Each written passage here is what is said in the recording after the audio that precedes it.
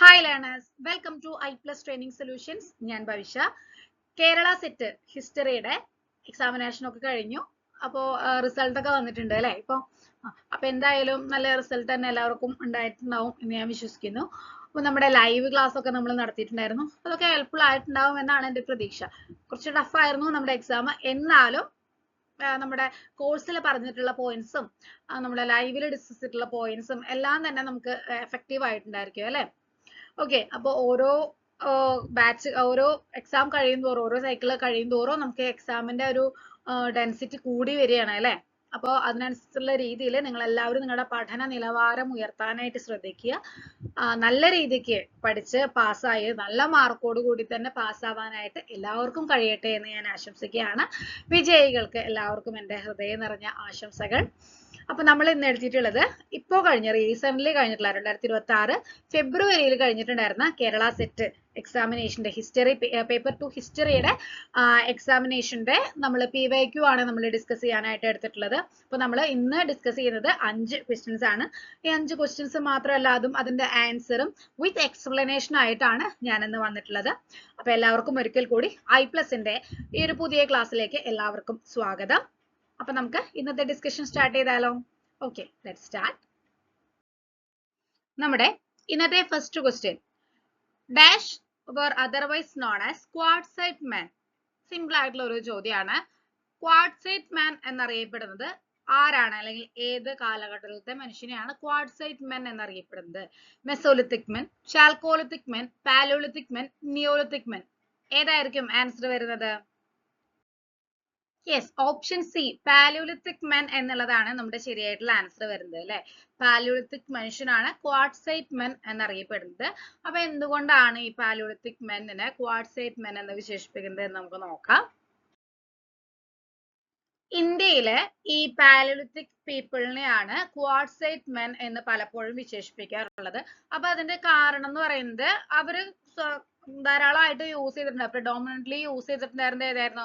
Hard rock ആയിരുന്നു. അതായത് quartzite എന്ന പേരിലുള്ള ഹാർഡ് റോക്ക് ആണ് അവര് സ്റ്റോൺ ടൂൾസ് മാനുഫാക്ചർ ചെയ്യാനും അതുപോലെ ഹാൻഡ് ആക്സ്, സ്ക്രേപ്പേഴ്സ് എന്നിങ്ങനെയുള്ള അവരുടെ ഒരു ഡെയിലി യൂസിനുള്ള എക്യുപ്മെന്റ്സ് ഉണ്ടാക്കാനായിട്ട് അവർ യൂസ് ചെയ്തിട്ടുണ്ടായിരുന്നത് ഏതായിരുന്നു? ക്വാർട്സൈറ്റ് എന്ന് പറയുന്ന ഒരു ടൈപ്പ് ഓഫ് ഹാർഡ് റോക്ക് ആയിരുന്നു അവർ യൂസ് ചെയ്തിട്ടുണ്ടായിരുന്നത്. ഓക്കെ, അപ്പൊ അതുകൊണ്ടാണ് ക്വാർട്സൈറ്റ് മെൻ എന്ന് ഈ പാലിയോലിത്തിക് ജനങ്ങളെ വിശേഷിപ്പിക്കാനായിട്ട് കാരണം. ഇനി എന്തുകൊണ്ട് ഈ ക്വാർട്സൈറ്റ് അവർ യൂസ് ചെയ്തു എന്ന് വെച്ച് കഴിഞ്ഞാല് അതിന്റെ ഡ്യൂറബിലിറ്റി ആണ് ഒരു റീസൺ. അതായത് അത് ടഫ് ആയിട്ടുള്ള സ്ട്രോങ് ആയിട്ടുള്ള ഒരു മെറ്റമോർഫിക് റോക്ക് ആണ്. എന്താണ് മെറ്റമോർഫിക് റോക്ക് എന്ന് പറയുന്നത്? നമ്മൾ കേട്ടിട്ടൊക്കെ പഠിക്കുമ്പോൾ ജോഗ്രഫിയിൽ പഠിച്ചിട്ടുള്ളതാണ് അല്ലെ, മെറ്റമോർഫിക് റോക്ക് എന്ന് പറയുന്നത്. അപ്പൊ ഇതൊരു മെറ്റമോർഫിക് റോക്ക് ആണ് that could withstand heavy impact. Okay, ഇത് ഈ ഒരു റോക്ക് ഇങ്ങനെ പൊട്ടിക്കുമ്പോൾ അതിന്റെ ആ ഒരു പൊട്ടിച്ചു കഴിഞ്ഞിട്ടുള്ള അതിന്റെ അറ്റം ഭാഗത്തെ എഡ്ജ് ഒക്കെ ഉണ്ടല്ലോ, അതൊക്കെ ഭയങ്കര ഷാർപ്പായിരിക്കും.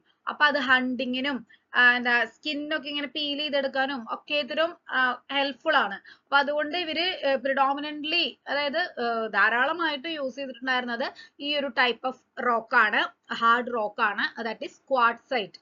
Okay, that is why the Paleolithic people were called quartzite men.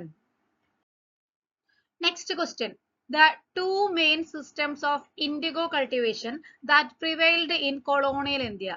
Colonial ഇന്ത്യയിൽ നിലവിലുണ്ടായിരുന്ന രണ്ട് പ്രധാനപ്പെട്ട ഇൻഡിഗോ കൾട്ടിവേഷന്റെ രണ്ട് പ്രധാനപ്പെട്ട സിസ്റ്റംസ് ഏതായിരുന്നു എന്നാണ് ചോദിച്ചിട്ടുള്ളത്. Nij and ryoti, nij and bigha, bigha and ryoti, satta and ryoti.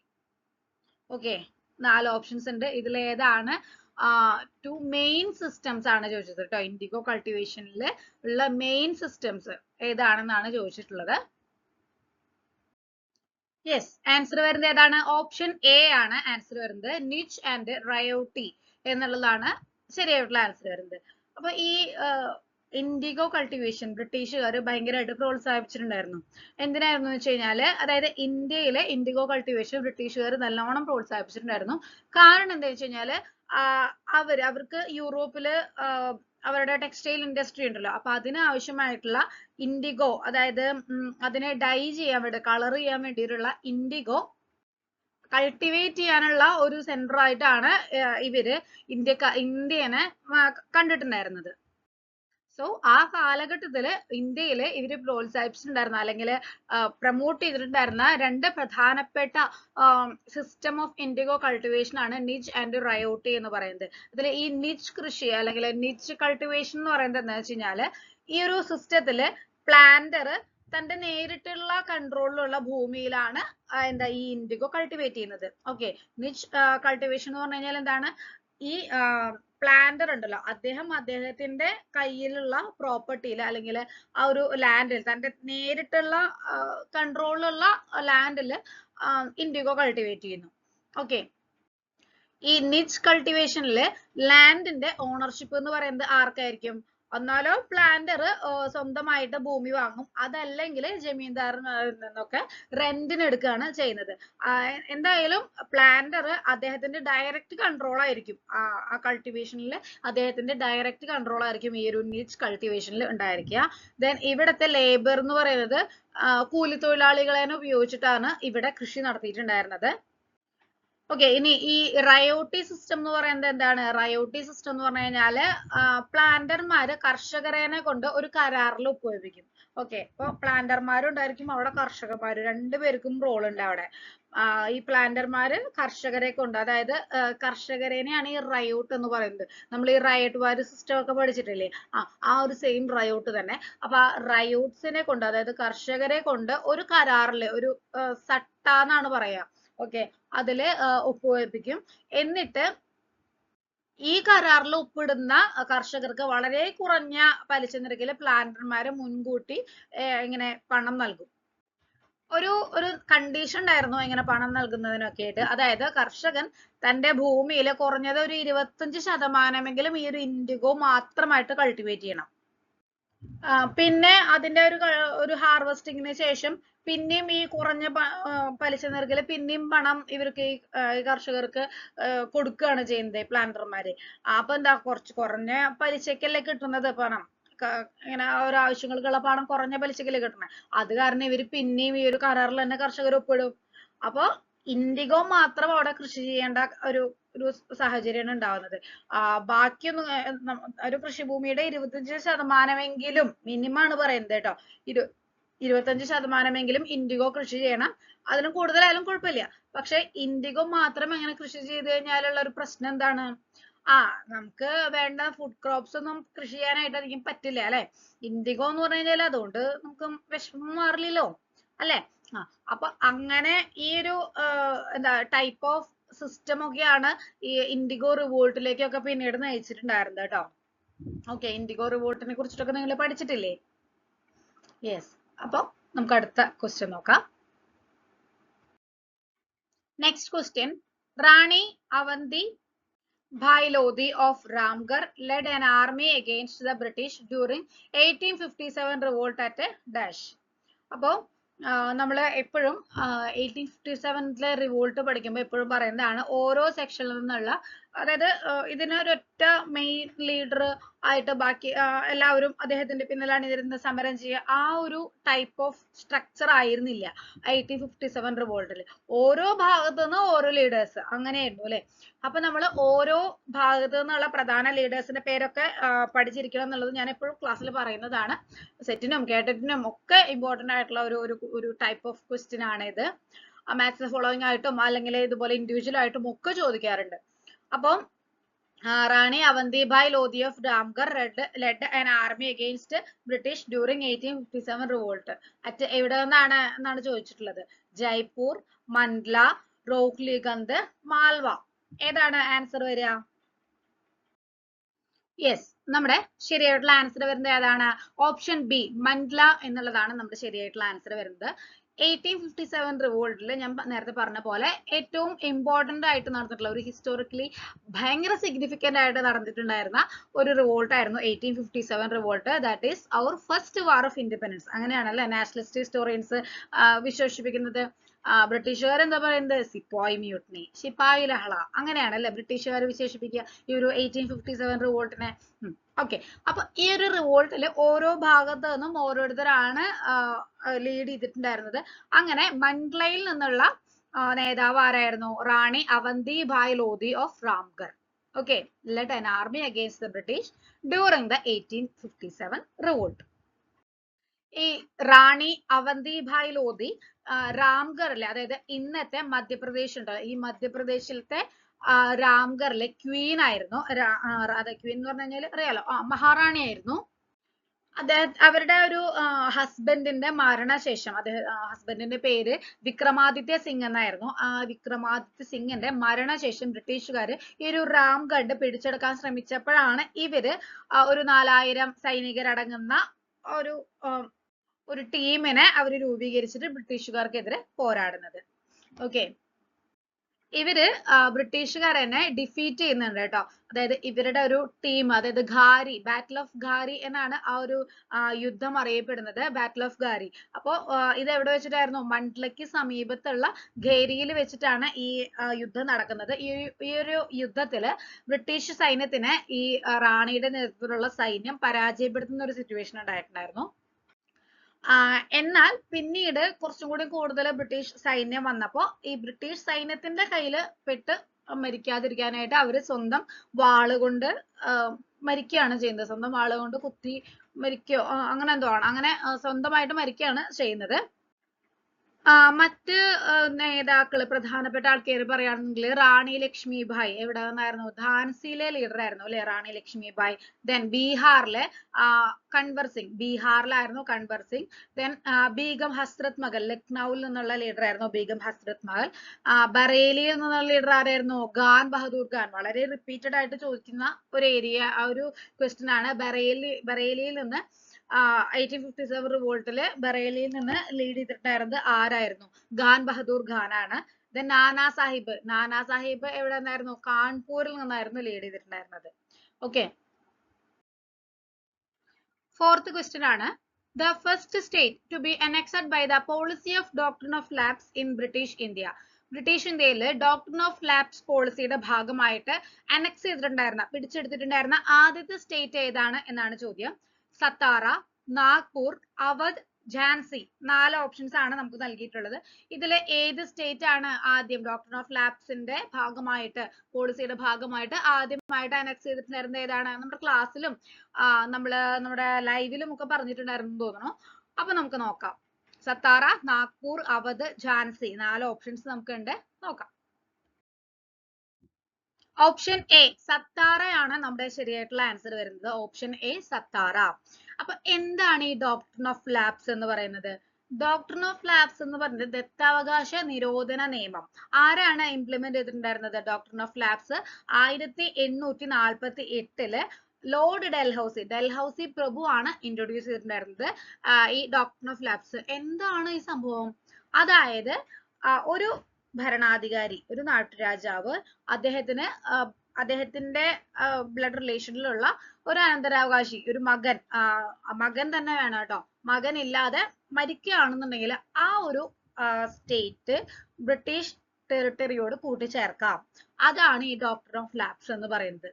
Okay, ഒരു രാജാവ് അദ്ദേഹത്തിന് അനന്തരാവകാശികൾ ഇല്ലാതെ മരിക്കുകയാണെന്നുണ്ടെങ്കിൽ, അതായത് അദ്ദേഹത്തിന്റെ സ്വന്തം മകൻ ഇല്ലാതെ മരിക്കുകയാണെന്നുണ്ടെങ്കിൽ അദ്ദേഹത്തിന്റെ ആ ഒരു പെർട്ടിക്കുലർ സ്റ്റേറ്റ് ഉണ്ടല്ലോ, ആ ഒരു നാട്ടുരാജ്യം ബ്രിട്ടീഷ് സ്റ്റേറ്റിനോട് കൂട്ടിച്ചേർക്കാം. അതാണ് ഈ ഡോക്ട്രിൻ ഓഫ് ലാപ്സ് എന്ന പോളിസി. അതായത് അവിടെ ഈ ദത്തെടുക്കുന്ന മക്കള്, ഏതെങ്കിലും രാജാക്കന്മാർക്ക് ഇപ്പൊ മക്കളില്ല, അല്ലെങ്കിൽ ആൺമക്കളില്ല എന്നുണ്ടെങ്കിൽ ചിലപ്പോൾ അവരൊക്കെ ദത്തെടുക്കാറുണ്ട് അല്ലെ. അപ്പൊ അങ്ങനെ ദത്തെടുക്കുന്ന മക്കൾക്ക് അവകാശം ഇല്ല, രാഷ്ട്രത്തിന്റെ അല്ലെങ്കിൽ ആ ഒരു പെർട്ടിക്കുലർ പ്രിൻസിലി സ്റ്റേറ്റിൽ അവകാശം ഇല്ല. അങ്ങനത്തെ സിറ്റുവേഷൻ ആണെങ്കിൽ അത് ഞങ്ങൾ എടുത്തോളാം എന്ന് ബ്രിട്ടീഷുകാർ പറയുന്ന പോളിസിയാണ് എന്ത്? Doctrine of lapse. ഓക്കെ, ആരാണ് ഇൻട്രൊഡ്യൂസ് ചെയ്തത്? ഡൽഹൌസി പ്രഭു ആണ് ഇൻട്രൊഡ്യൂസ് ചെയ്തിട്ടുണ്ടായിരുന്നത്. ഓക്കെ, അപ്പൊ ഇതിന്റെ ഡേറ്റ് ഒന്ന് ഓർമ്മയിൽ വെച്ചോളൂ. 1848 ഈ ഡോക്ട്രിൻ ഓഫ് ലാപ്സ് ഇൻട്രൊഡ്യൂസ് ചെയ്തിട്ടുണ്ടായിരുന്നത്. ഇത് പ്രകാരം ആദ്യമായി കൂട്ടിച്ചേർത്തിട്ടുള്ള നാട്ടുരാജ്യം എന്ന് പറയുന്നത് സത്താറയാണ്.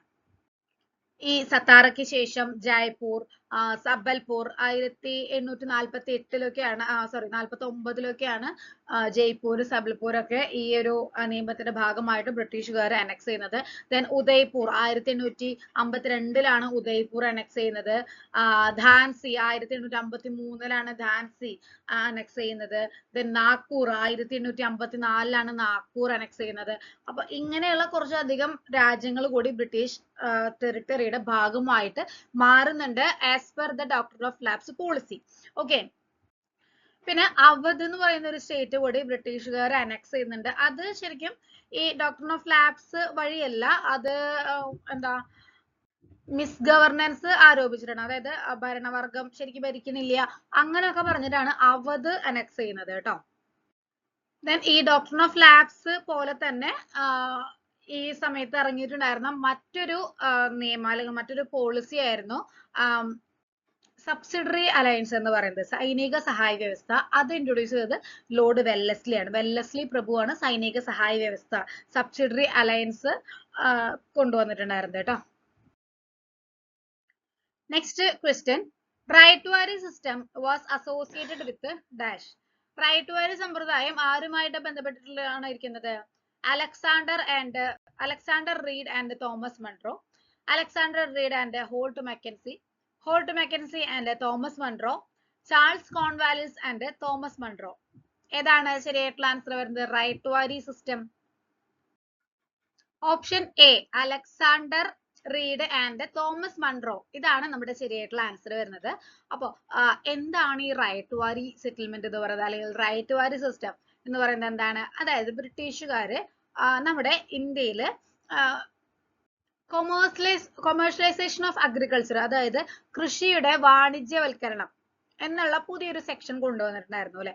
അതിന്റെ ഭാഗമായിട്ട് 3 ടൈപ്പ് ഓഫ് സെറ്റിൽമെന്റ്സ് ആണ് കൊണ്ടുവന്നിട്ടുണ്ടായിരുന്നത്. ദാറ്റ് ഈസ് ജമീന്ദാരി സിസ്റ്റം, അതായത് permanent land revenue settlement, then Mahalwari system, പിന്നെ റൈറ്റ്വാരി സിസ്റ്റം. ഇങ്ങനെ 3 ലാൻഡ് റവന്യൂ സിസ്റ്റംസ് ആണ് ഈ കൊമേഴ്ഷ്യലൈസേഷൻ ഓഫ് അഗ്രികൾച്ചറിന്റെ ഭാഗമായിട്ട് ബ്രിട്ടീഷുകാർ കൊണ്ടുവന്നിട്ടുണ്ടായിരുന്നത്.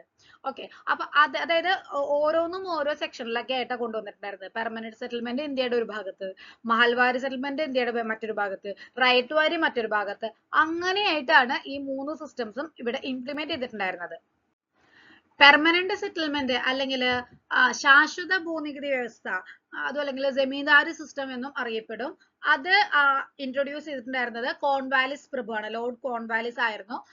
1793-ലാണ് ഈ permanent land revenue settlement introduce ചെയ്തിട്ടുണ്ടായിരുന്നത്. ബംഗാൾ, ബീഹാർ, ഒറീസ ഭാഗങ്ങളിലായിട്ടാണ് ആ ഒരു സെറ്റിൽമെന്റ്, ബംഗാൾ, ബീഹാർ, ഒറീസ, പിന്നെ വാരണാസി, ആ ഭാഗങ്ങളിലൊക്കെ ആയിട്ടാണ് പെർമനന്റ് സെറ്റിൽമെന്റ് ഇംപ്ലിമെന്റ് ചെയ്തിട്ടുണ്ടായിരുന്നത്. ഓക്കെ, അപ്പൊ ഈ പെർമനന്റ് സെറ്റിൽമെന്റിന്റെ ഒരു പ്രാധാന്യം എന്ന് പറയുന്നത് എന്താണ്? അതില് ജമീന്ദാർസിനെയാണ് ഭൂമിയുടെ ഉടമസ്ഥരായിട്ട് പ്രഖ്യാപിച്ചിട്ടുണ്ട് അല്ലെങ്കിൽ ആക്സെപ്റ്റ് ചെയ്തിട്ടുണ്ടായിരുന്നത്. അവര് സർക്കാരിലേക്ക് അടയ്ക്കേണ്ട ഒരു നികുതി ഒരു പെർട്ടിക്കുലർ എമൗണ്ട് ആയിട്ട് ഫിക്സ് ചെയ്തിട്ട്, അതായത് കുറച്ചധികം കാലത്തേക്ക് ഒരു പെർട്ടിക്കുലർ എമൗണ്ട് ആയിട്ട് അവര് ഫിക്സ് ചെയ്യും. ആര്? ജമീന്ദാർമാര് ഫിക്സ് ചെയ്യും. ഓക്കെ, ആ പർട്ടിക്കുലർ സമയത്തിന്റെ ഉള്ളില് ടാക്സ് പേ ചെയ്യാനായിട്ട് അല്ലെങ്കിൽ റവന്യൂ പേ ചെയ്യാനായിട്ട് ഈ ജമീന്ദാർമാർക്ക് കഴിഞ്ഞില്ലെങ്കിൽ അവരുടെ കൈവശമുള്ള ഭൂമി ബ്രിട്ടീഷുകാർ പിടിച്ചെടുക്കും. ഓക്കെ, അപ്പൊ ജമീന്ദാർമാര് പെർട്ടിക്കുലർ എമൗണ്ട് ടാക്സ് ഫിക്സ് ചെയ്തിട്ടുണ്ടെങ്കിൽ അത് അവർക്ക് ലാഭം കിട്ടുന്ന രീതിയിലായിരിക്കും അല്ലെ അവര് അവിടെ ചെയ്യുക. അതായത് കർഷകർക്ക് അതിന്റെ ഇരട്ടി ടാക്സ് ബർഡൻ ആയിരിക്കും ജമീന്ദാർമാർ കൊടുക്കുക. അപ്പൊ ഇവിടെ ജമീന്ദാർമാര് ഇടനിലക്കാരായിട്ട് ഇന്റർമീഡിയറീസ് ആയിട്ട് ഉണ്ടായിരുന്നു. ഏതില്? പെർമനന്റ് സെറ്റിൽമെന്റ്സിൽ. അതായത് അതിനെയാണ് നമ്മൾ ജമീന്ദാരി സിസ്റ്റം അല്ലെങ്കിൽ ശാശ്വത ഭൂനികുതി വ്യവസ്ഥ എന്നൊക്കെ പറയാ. അത് ഇൻട്രൊഡ്യൂസ് ചെയ്ത ആരാണ്? കോൺവാലിസ് ആണ്. 1792-93 കാലഘട്ടത്തിലാണ് ഈ പെർമനന്റ് സെറ്റിൽമെന്റ് ഇൻട്രൊഡ്യൂസ് ചെയ്തിട്ടുണ്ടായിരുന്നത്. നെക്സ്റ്റ് ആണ് റൈറ്റ്വാരി സിസ്റ്റം. ഈ റൈറ്റ്വാരി സിസ്റ്റം എന്ന് പറയുന്നത് അലക്സാണ്ടർ റീഡും തോമസ് മൺറോയും ചേർന്നാണ് റൈറ്റ്വാരി സിസ്റ്റം ഇൻട്രൊഡ്യൂസ് ചെയ്തിട്ടുണ്ടായിരുന്നത്. ഓക്കെ, നമുക്ക് റൈറ്റ്വാരി സിസ്റ്റത്തിലേക്ക് വരാം. അതിനു മുമ്പ് ഞാൻ മഹൽവാരിയെ കൂടി ഒന്ന് ജസ്റ്റ് ഒന്ന് പറയട്ടെ. മഹൽവാരി സിസ്റ്റത്തിനെ കുറിച്ച് പറയുകയാണെന്നുണ്ടെങ്കിൽ 1822-ലാണ് മഹൽവാരി സിസ്റ്റം ഇൻട്രൊഡ്യൂസ് ചെയ്തിട്ടുണ്ടായിരുന്നത്. ഹോൾട്ട് മെക്കൻസി ആണ്, കേണൽ ഹോൾട്ട് മെക്കൻസി ആണ് മഹൽവാരി സിസ്റ്റം ഇൻട്രൊഡ്യൂസ് ചെയ്തിട്ടുണ്ടായിരുന്നത്. നോർത്ത് വെസ്റ്റേൺ ഫ്രോണ്ടിയേഴ്സില്, അതുപോലെ പഞ്ചാബ്, ഗാൻജറ്റിക് ബേസിൻ, ഈ ഭാഗങ്ങളിലൊക്കെയാണ് മഹൽവാരി സിസ്റ്റം ഇൻട്രൊഡ്യൂസ് ചെയ്തിട്ടുണ്ടായിരുന്നത്. ഒരു ഗ്രാമത്തെയോ അല്ലെങ്കിൽ ഏതാനും ഗ്രാമങ്ങൾ ചേർന്നിട്ട് അതിനെയാണ് ഈ മഹൽ എന്ന് പറയുന്നത്. ഒരു യൂണിറ്റ്, ഗ്രാമങ്ങൾ ചേർന്നിട്ട് ഒരു യൂണിറ്റ് ആയിട്ട് മാറ്റും. അതിനെ മഹൽ എന്നാണ് വിളിച്ചിട്ടുണ്ടായിരുന്നത്. അതിന്റെയോ അടിസ്ഥാനത്തിലാണ് ഇങ്ങനെ ടാക്സ് ഫിക്സ് ചെയ്തിട്ടുണ്ടായിരുന്നത്. ഗ്രാമത്തലവനാണ് ടാക്സ് പേ ചെയ്യേണ്ട ആള്, അതായത് ടാക്സ് കളക്ട് ചെയ്തിട്ട് പേ ചെയ്യേണ്ട ആൾ ആരാണ്? ഗ്രാമത്തലവൻ, ഹെഡ് ഓഫ് ദി വില്ലേജ് ആയിരുന്നു എന്താ ടാക്സ് കളക്ട് ചെയ്തിട്ട് പേ ചെയ്യേണ്ട ആള്. ഓക്കെ, യെസ്, നമ്മുടെ ക്വസ്റ്റ്യനിൽ റൈറ്റ് വാരി സിസ്റ്റത്തിനെ കുറിച്ചിട്ട് ആയതുകൊണ്ടാണ് ഞാനത് സെപ്പറേറ്റ് ആയിട്ട് പറയാന്ന് പറഞ്ഞത്. റൈറ്റ് വാരി സിസ്റ്റം രണ്ടാമതായിട്ട് ഇൻട്രൊഡ്യൂസ് ചെയ്തിട്ടുള്ള സിസ്റ്റം ആണ്. അതായത് 1820 റൈറ്റ് വാരി സിസ്റ്റം വരുന്നത്. ഓക്കെ, ഇത് ഇൻട്രൊഡ്യൂസ് ചെയ്തിട്ടുള്ളത് ആരാണ്? അലക്സാണ്ടർ റീഡും തോമസ് മൺട്രോയും ചേർന്നാണ് റൈറ്റ് വാരി സിസ്റ്റം ഇൻട്രൊഡ്യൂസ് ചെയ്തിട്ടുണ്ടായിരുന്നത്. അതിന്റെ ഒരു ഏരിയ എന്ന് പറയുന്നത് മദ്രാസ്, ബോംബെ പ്രസിഡൻസികളും അതുപോലെ അസം സ്റ്റേറ്റും ഒക്കെ ആയിരുന്നു. മദ്രാസ്, ബോംബെ പ്രസിഡൻസി, അതുപോലെ അസം. പ്രധാനമായിട്ടും എന്താ സൗത്ത് ഇന്ത്യ കേന്ദ്രീകരിച്ചിട്ടായിരുന്നു ഈ റൈറ്റ് വാരി സിസ്റ്റം ഇൻട്രൊഡ്യൂസ് ചെയ്തിട്ടുണ്ടായിരുന്നത്. ഇവിടെ എന്താണ്, ഇവിടെ നമ്മൾ നേരത്തെ പറഞ്ഞിട്ടുണ്ടായിരുന്ന ഇന്റർമീഡിയറീസ് ഒന്നും തന്നെ ഇല്ല, ജമീന്ദാർമാരൊന്നും. അതായത് നമ്മൾ ഒന്നാമത് പറഞ്ഞിട്ടുണ്ടായിരുന്നത് പെർമനന്റ് സെറ്റിൽമെന്റ് ആണ് അല്ലെ. ഓക്കെ, ഈ പെർമനന്റ് സെറ്റിൽമെന്റിൽ എന്തായിരുന്നു? അതില് ജമീന്ദാർമാരായിരുന്നു ഇന്റർമീഡിയറീസ് ആയിട്ട് നിലനിന്നിട്ടുണ്ടായിരുന്നത് അല്ലെ. അവര് ടാക്സ് ജനങ്ങളിൽ നിന്ന് കളക്ട് ചെയ്തിട്ട് അവരുടെ ലാഭവും എടുത്തിട്ടാണ് ബ്രിട്ടീഷുകാർക്ക് ഒരു പെർട്ടിക്കുലർ എമൗണ്ട് വെച്ചിട്ട് നിശ്ചിത കാലത്തേക്ക് അടയ്ക്കുന്നത് അല്ലെ. ഇവിടെ അങ്ങനെയുള്ള ഇന്റർമീഡിയറീസ് ഒന്നും ഉണ്ടായിരുന്നില്ല. സർക്കാർ കർഷകരിൽ നിന്ന്, ഈ കർഷകരെയാണ് റയോട്ട് എന്ന പേരിൽ അറിയപ്പെട്ടിട്ടുണ്ടായിരുന്നത്. പെസന്റ്. റയോട്ട് മീൻസ് എന്താണ്? പെസന്റ് ആണ്. ഓക്കെ, അപ്പൊ കർഷകരിൽ നിന്ന്, അതായത് റയോട്ട്സിൽ നിന്ന് സർക്കാരാണ് നേരിട്ട് നികുതി പിരിച്ചെടുത്തിട്ടുണ്ടായിരുന്നത്. ഓക്കെ, ആ ഒരു ഭൂമിയുടെ ഒരു ഫെർട്ടിലിറ്റി അല്ലെങ്കിൽ അതിന്റെ ഒരു ഗുണനിലവാരം അനുസരിച്ചിട്ട് 20-30 വർഷത്തിൽ ഒരിക്കലാണ് ഈ ടാക്സ് ഇങ്ങനെ റിന്യൂ ചെയ്തിട്ടുണ്ടായിരുന്നത്. അതിന്റെ ഒരു ടാക്സ് റേറ്റ് റിന്യൂ ചെയ്യുക 20-30 വർഷങ്ങൾക്ക് ഇടയിലായിട്ടാണ്. ഓക്കെ, അല്ലെങ്കിൽ അത്രയും വർഷങ്ങൾ കൂടുമ്പോഴാണ് ടാക്സ് റിന്യൂ ചെയ്യുക. അപ്പൊ പെർമനന്റ് സെറ്റിൽമെന്റ് ആരാണ് കൊണ്ടുവന്നിട്ടുണ്ടായിരുന്നത്? Permanent settlement Cornwallis, Lord Cornwallis ആണ് കൊണ്ടുവന്നിട്ടുണ്ടായിരുന്നത്. അവിടെ ജമീന്ദാർമാരാണ് ടാക്സ് കളക്ട് ചെയ്തിട്ട് ബ്രിട്ടീഷുകാരിലേക്ക് അടയ്ക്കുന്നത്. ദെൻ അടുത്തത് റൈറ്റ് വാരി ആണ്. മെയിൻ ആയിട്ട് തോമസ് മൺട്രോയുടെ പേരാണ് മെയിൻ ആയിട്ട് നമ്മൾ, അദ്ദേഹത്തിന്റെ പേര് മാത്രമാണ് പറയാറുള്ളത്. എന്നാൽ അലക്സാണ്ടർ റീഡും അദ്ദേഹത്തിനോട് അസോസിയേറ്റ് ചെയ്തിട്ടുണ്ടായിരുന്നു. അപ്പൊ അതുകൊണ്ട് ചില ആൻസേഴ്സിൽ നമുക്ക് ഇങ്ങനെയും കാണാറുണ്ട്, Alexander Read and Thomas Munro, അങ്ങനെയും കാണാറുണ്ട്. ഓക്കെ, ഇവിടെ എന്താണ്? കർഷകര് നേരിട്ടാണ് നികുതി അടച്ചിട്ടുണ്ടായിരുന്നത്. Then the last one is mahalwari settlement. Mahalwari settlement introduce ചെയ്തത് ആരാണ്? ഹോൾട്ട് മെക്കൻസി ആണ്. ഇവിടെ ടാക്സ് കളക്ട് ചെയ്തിട്ടുണ്ടായിരുന്നത് ആരായിരുന്നു? മഹൽ എന്നുള്ള യൂണിറ്റിൽ നിന്ന് അതത് ഗ്രാമത്തലവന്മാര്, അതായത് വില്ലേജ് ഹെഡ്മാൻ ആണ് ടാക്സ് കളക്ട് ചെയ്തിട്ട് ബ്രിട്ടീഷിലേക്ക് അടച്ചിട്ടുണ്ടായിരുന്നത്. ക്ലിയർ ആണല്ലോ? ഓക്കെ, നമ്മളിന്ന് വളരെ കുറച്ച് ക്വസ്റ്റ്യൻസ്, ഒരു 5 ക്വസ്റ്റ്യൻസ് മാത്രമേ നമ്മളിന്ന് ഡിസ്കസ് ചെയ്തിട്ടുള്ളൂ. കുറെ ക്വസ്റ്റ്യൻസ് ഒരുമിച്ച് എടുത്താലേ നമുക്ക് ആ ഒരു ഡിസ്കഷനും കൂടി ചെയ്യുമ്പോൾ വീഡിയോ ഭയങ്കര ലെങ്ത് ആയി പോകും. അപ്പൊ അതുകൊണ്ടാണ് നമ്മൾ കുറച്ച് ക്വസ്റ്റ്യൻസ് ഇട്ടിട്ട് നമ്മൾ എല്ലാ ക്വസ്റ്റ്യൻസും തന്നെ ഡിസ്കസ് ചെയ്യും കേട്ടോ. ഓക്കെ, എല്ലാ ക്വസ്റ്റ്യൻസും നമ്മൾ ഡിസ്കസ് ചെയ്യും. നമ്മൾ ഓരോ പാർട്ടിലും ആ ഒരു പാർട്ടിൽ എടുത്തിട്ടുള്ള ക്വസ്റ്റ്യൻസിന്റെ ഒരു ഇതനുസരിച്ചിട്ട് നമ്മൾ 5ഓ 6ഓ 7ഓ 8ഓ അങ്ങനെ നമ്മൾ ക്വസ്റ്റ്യൻസിന്റെ എണ്ണം കൂട്ട്, അതുപോലെ വേണമെങ്കിൽ കുറയ്ക്കുകയും ചെയ്യും. 5ൽ കുറവ് എന്തായാലും വരില്ല. അപ്പൊ നമ്മൾ ഇന്ന് ഡിസ്കസ് ചെയ്തിട്ടുള്ള ക്വസ്റ്റ്യൻസും അതിന്റെ എക്സ്പ്ലനേഷനും നിങ്ങൾക്ക് ഹെൽപ്ഫുൾ ആയിട്ടുണ്ടാവും, എഫക്റ്റീവ് ആയിട്ടുണ്ടാവും എന്ന് ഞാൻ വിശ്വസിക്കുന്നു. അപ്പൊ നമുക്ക് ഉറപ്പായിട്ടും അടുത്ത ക്ലാസ്സിൽ കാണാം. Till then thank you.